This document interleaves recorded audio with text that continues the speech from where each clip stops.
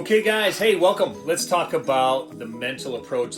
Let's continue on with the series 2 of a 3-part series. I'm going to talk about this. Series 2 is about the mental approach. So now we're talking about the older guys. You know, obviously having a simple approach when you're younger is not really diving into what the mental approach is all about. When we talk about the mental approach to hitting, and we start talking about kids in high school and college and beyond, it becomes, when do you want to start thinking about the game?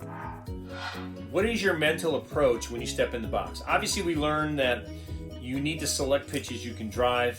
We need to identify what pitches those are until we get really, really good at expanding our zone and to really be able to hit many zones really well. Guys like Mike Trout, who can hit many zones really well. He's in there to win the at-bat. And that's what I would tell you guys. You need to win the at-bat mentally. So what does that mean? So obviously it's about being prepared, doing your homework, knowing the pitcher that you're going to face. What's his out pitch? What's his 2-strike pitch? What's his get over pitch? Once you have a game plan, because you got to understand this, pitchers are going to have a game plan against you when you step in the box. What's your game plan to beat that pitcher? Does that make sense? What's your game plan overall the minute you step in that box? So winning the at-bat means knowing what pitches you're going to hit and what pitches you're looking for. Stick to your plan. I often find guys in high school that get up there and they say, something, coach, I'm looking low and in, and then a pitch goes outside and it's a strike, and they get all flustered because the umpire calls it a strike. And I tell people, don't worry about the umpire. Take the umpire out of it, okay? If he calls a pitch on the outer half, don't worry about it. You weren't going to swing at that pitch anyways. So don't get emotionally tied to what umpires are doing, right? We call this the next pitch mentality, right? When you're at the mental approach, when you're talking about next pitch mentality, it's all about the next pitch. If you're going to swing, great. If you don't swing, it's about the next pitch. Do you care if the umpire calls that outside fastball a strike? The answer is no. Because if you're looking inside and you weren't going to swing at that pitch, then don't worry about what the umpire calls. Just get on to the next pitch mentally as quick as you can, okay? Just got to be aware.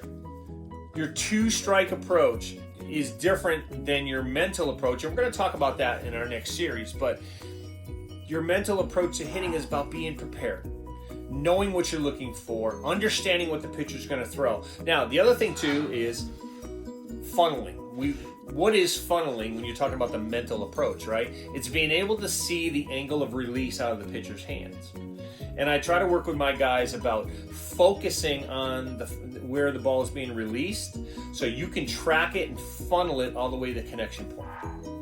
And the last thing I would say about mental approach is making sure that even if you don't have your A game, even if you don't feel great, that you've done your homework. Some of the best players in the world show up to the ballpark day in and day out. And you got to understand, when you're playing 162 games, you're not going to always feel like you're on your A game. It's when you don't have your A game that you need to shine. That's where the mental approach, that's when knowing what you're looking for.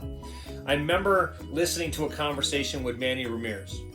And he always said, listen, I'm only looking for one pitch in one area. If I don't get it, I'd rather strike out than hit into a double play. Okay, because he knows the next guy behind him will do the job. You got to have that same mentality when you step into the box. I often tell people, why swing at a bad pitch you're not going to drive? Why just ground out into whatever on pitches that you shouldn't be swinging at? The bottom line is, when I get really, really good and I can expand my zone, then I can add other locations onto what I'm good at. But that's what the mental game is all about, is breathing, is feeling and knowing what you're looking for, okay? Now, when we're working with older guys, it becomes just this, because all the training that leads up to these real game situations only puts you in that at-bat for one swing. I quiz my guys on the way up and I say, how many times do you want to swing during an at-bat? And I'll hear all sorts of answers. I'll hear 2 all the way to 6. Well, let me let you in on something. When you're in an 8-pitch at-bat and the coach says you're battling, good for you. You made that guy throw 10 pitches. You struck out, but you battled. Let me tell you something, guys. You're not battling at that point, you're struggling. Because if you swing at more than 1 or 2 pitches in at bat, and you're fouling pitches off, then you're not battling unless that guy is throwing 98 and super nasty. You're struggling. And that's the truth. There's got to be something wrong with your swing, or your swing playing, or your timing that you're not connecting. And that's where the mental game can help you, one pitch at a time. And that's what you have to do. You have to take it one pitch at a time. And I would say this to all my older guys: get on to the next pitch as quick as you can mentally, because that pitch is done. You can't complain that you missed it.